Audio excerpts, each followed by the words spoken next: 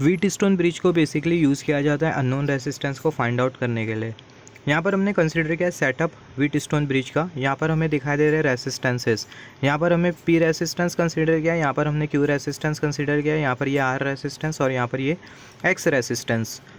और यहाँ पर कनेक्टेड है ये है बैटरी और यहाँ पर कनेक्टेड है ये है टैपिंग की और बीच में कनेक्टेड है गैल्वेनोमीटर। तो ये जो पी रेसिस्टेंस और जो क्यू रेसिस्टेंस और ये जो आर रेसिस्टेंस और जो एक्स दोनों, अभी ये चारों रेसिस्टेंस के बारे में हम लोग डिस्कस कर लेते हैं। जो पी और जो क्यू रेसिस्टेंस है ये नॉन रेसिस्टेंस है, ये ऐसे रेसिस्टेंसेस है जिसकी वैल्यू हमें पता है। और ये जो आर है वो है वेरिएबल रेसिस्टेंस जिसकी जो वैल्यू उसको हम लोग वेरी कर सकते हैं। और जो एक्स है वो है अननोन रेसिस्टेंस जिसकी वैल्यू हमें फाइंड आउट करना है। और जो जी है वो है गैल्वेनोमीटर, और जब गैल्वेनोमीटर में करंट ज़ीरो होगा तो उस केस में जो गैल्वेनोमीटर होगा वो हमें ज़ीरो डिफ्लेक्शन शो करेगा। और उस केस में जो व्हीटस्टोन ब्रिज होता है वो होता है बैलेंस कंडीशन में। तो यहाँ पर अगर हम लोग देखें सभी हमने रेसिस्टेंसेस कंसीडर करें, पूरा सेटअप हमने कंसीडर किया है। अभी हम लोग क्या करेंगे, जो स्विच होगा उसको हम लोग क्लोज कर देंगे। यहाँ पर हमने पॉइंट ए कंसीडर किया है, पॉइंट बी, पॉइंट सी और यहाँ पर हमने कंसीडर किया है पॉइंट डी। और ये सभी पॉइंट को हम लोग जंक्शन के तौर पर ट्रीट करेंगे। यहाँ पर ये स्विच को हमने क्लोज किया जिसके वजह से सर्किट में फ्लो करेगा करंट, और ये जो आई करंट होगा वो जंक्शन ए पर आएगा और दो पार्ट में स्प्लिट हो जाएगा। I1 करंट और I2 current. I1 current A B arm के थ्रू फ्लो करेगा और जो I2 करंट होगा वो ए डी आर्म के थ्रू फ्लो करेगा। यहाँ पर अगर हम लोग देखें ये जो I1 करंट होगा ये जंक्शन बी पर जाएगा और ये जो I2 करंट होगा वो जंक्शन डी पर जाएगा।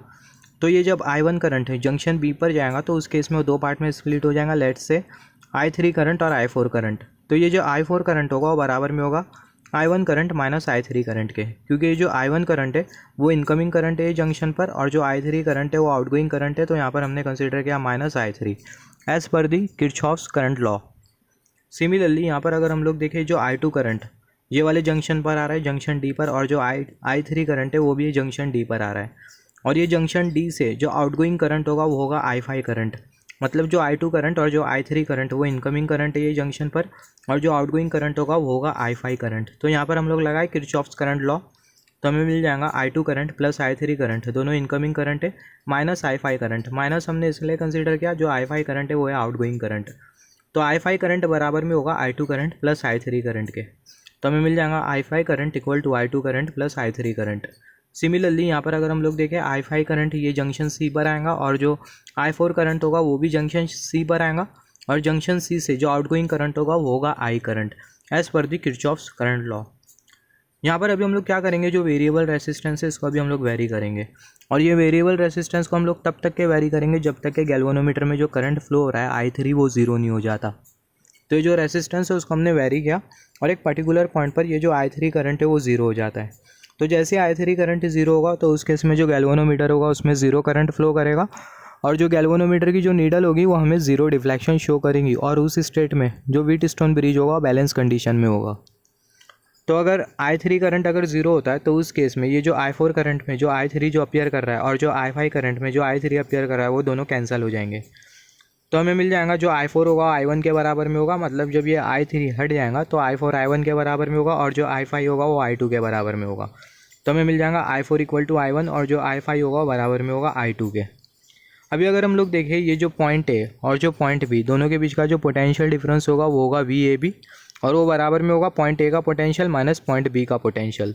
तो यहाँ पर हमने कंसीडर किया पॉइंट ए और पॉइंट बी दोनों के बीच का जो पोटेंशियल डिफरेंस होगा वो बराबर में होगा VA माइनस VB। अभी हम लोग यहाँ पर लगाएंगे ओम्स लॉ। तो जब हम लोग ओम्स लॉ लगाएंगे तो उस केस में हम लोग कंसीडर करेंगे I1 करंट जो कि ये AB आर्म के थ्रू फ्लो कर रहा है और रेसिस्टेंस जो कि होगा P। तो यहाँ पर हमें मिल जाएगा I1 इंटू P। ये वाला जो इक्वेशन है उसको हमने कंसीडर किया इक्वेशन नंबर 1। सिमिलरली अगर हम लोग देखें पॉइंट बी और पॉइंट सी दोनों के बीच में जो पोटेंशियल डिफरेंस होगा वो होगा VB माइनस VC, और अगर हम लोग ओम्स लॉ लगाएं तो उस केस में हम लोग कंसीडर करेंगे I4 करंट और ये जो रेसिस्टेंस Q है वो। यहाँ पर अगर हम लोग देखें जो I4 करंट होगा वो बराबर में होगा I2 करंट के, I1 करंट के। तो I4 करंट के बदले हम लोग कंसीडर करेंगे I1 करंट और हम लोग ये रेसिस्टेंस Q कंसीडर करेंगे। तो हमें मिल जाएगा I1 इंटू Q, और यहाँ पर ये वाला जो इक्वेशन है इसको हमने कंसीडर किया इक्वेशन नंबर 2। सिमिलरली यहाँ पर ये जो पॉइंट है और जो पॉइंट डी दोनों के बीच का जो पोटेंशियल डिफरेंस होगा वो होगा VA माइनस VD, और वो बराबर में होगा I2 करंट के और ये वेरिएबल रेसिस्टेंस R के। सिमिलरली पॉइंट डी और पॉइंट सी दोनों के बीच का जो पोटेंशियल डिफरेंस होगा वो होगा VD माइनस VC, और वो बराबर में होगा I5 करंट इंटू ये X रेसिस्टेंस। मगर जो I5 करंट है वो I2 करंट के बराबर में, तो I5 के बदले हम लोग कंसीडर करेंगे I2 और हम लोग कंसिडर करेंगे ये जो एक्स रेसिस्टेंस है वो, तो हमें मिल जाएगा दोनों के लिए equation V A D equal to V A minus V D equal to I two into R, V D C equal to V D minus V C equal to I two into X. तो ये वाला जो equation है उसको हमने consider किया equation number 3, और यहाँ पर ये वाला जो इक्वेशन है उसको हमने कंसीडर किया इक्वेशन नंबर 4। यहाँ पर ये वाला इक्वेशन नंबर 3 हमें कैसा मिला, हमने यहाँ पर ये जो ए और जो डी आर्म है दोनों के बीच में हमने अप्लाई किया ओम्स लॉ। सिमिलरली यहाँ पर ये वाला जो इक्वेशन है ये हमें कैसा मिला इक्वेशन नंबर 4, यहाँ पर हमने जो डी और सी दोनों के बीच में हमने अप्लाई किया ओम्स लॉ। तो सिमिलरली यहाँ पर अभी अगर हम लोग देखें, जो गैल्वेनोमीटर में जो करंट फ्लो कर रहा है वो जीरो करंट फ्लो कर रहा है। ये जो गैल्वेनोमीटर है, गैल्वेनोमीटर में जीरो करंट फ्लो कर रहा है, जब जाके हम लोग बोल रहे हैं जो व्हीटस्टोन ब्रिज हो बैलेंस कंडीशन में। तो गैल्वेनोमीटर में अगर जीरो करंट फ्लो कर रहा है तो पॉइंट बी और पॉइंट डी दोनों के बीच का जो पोटेंशियल डिफरेंस होगा वो जीरो के बराबर में होगा, राइट। तो उसको हम लोग प्रूफ भी कर सकते हैं। तो यहाँ पर हमने कंसिडर किया पॉइंट ए और पॉइंट बी दोनों के बीच का जो पोटेंशियल डिफरेंस है वो पॉइंट ए और पॉइंट बी और पॉइंट डी, मेरा बोलने का मतलब जो गैल्वेनोमीटर है पॉइंट बी और पॉइंट डी के बीच में कनेक्टेड है ना, तो पॉइंट बी और पॉइंट डी दोनों के बीच का हम लोग पोटेंशियल डिफरेंस कंसिडर करेंगे। तो हमें मिल जाएगा V B D equal to R G into I three. यहाँ पर हम लोग कर क्या रहे हैं, हम लोग ये प्रूव कर रहे हैं कि जो गैल्वेनोमीटर में जो करंट फ्लो कर रहा है वो जीरो करंट फ्लो कर रहा है। तो उसके लिए हमें कंसीडर करना होगा गैल्वेनोमीटर के अक्रॉस जो पोटेंशियल डिफरेंस है वो गैल्वेनोमीटर का रेसिस्टेंस और जो गैल्वेनोमीटर में जो करंट फ्लो कर रहा है वो। तो हमने कंसीडर किया वी बी डी, ये जो वी बी डी है वो है पोटेंशियल डिफरेंस गैल्वेनोमीटर के टर्मिनल के अक्रॉस, और जो आर जी है वो है रेसिस्टेंस गैल्वेनोमीटर की कॉइल का, और जो आई थ्री है वो है करंट जो कि गैल्वेनोमीटर के थ्रू फ्लो कर रहा है। तो जो आई थ्री करंट होगा वो जीरो के बराबर में होगा जैसे कि हमने डिस्कस किया था। तो उस केस में आर जी इंटू जीरो ये पूरा हो जाएगा जीरो। तो जो पोटेंशियल डिफरेंस होगा पॉइंट बी और पॉइंट डी के बीच में जहाँ पर गैल्वेनोमीटर कनेक्टेड है वो जो पोटेंशियल डिफरेंस होगा वो जीरो के बराबर में होगा। इसका मतलब जो बी का पोटेंशियल और जो डी का जो पोटेंशियल होगा पॉइंट बी और पॉइंट डी दोनों का जो पोटेंशियल होगा वो सेम होगा। तो यहाँ पर अगर हम लोग देखें ये वाले इक्वेशन के हेल्प से, यहाँ पर ये जो वी बी हो वी डी के बराबर में, तो ये पूरे इक्वेशन में जहाँ जहाँ हमें वी बी दिख रहा है वहाँ पर हम लोग पुट कर देंगे वी डी। तो यहाँ पर हम लोग पुट करेंगे वी डी और यहाँ पर हमने पुट करना होगा वी डी। तो उस केस में हमें इक्वेशन मिल जाएगा V A B equal to V A minus V D equal to I one into P, V B C equal to V D minus V C equal to I one into Q. Similarly V A D equal to V A minus V D equal to I two into R, V D C equal to V D minus V C equal to I two into x.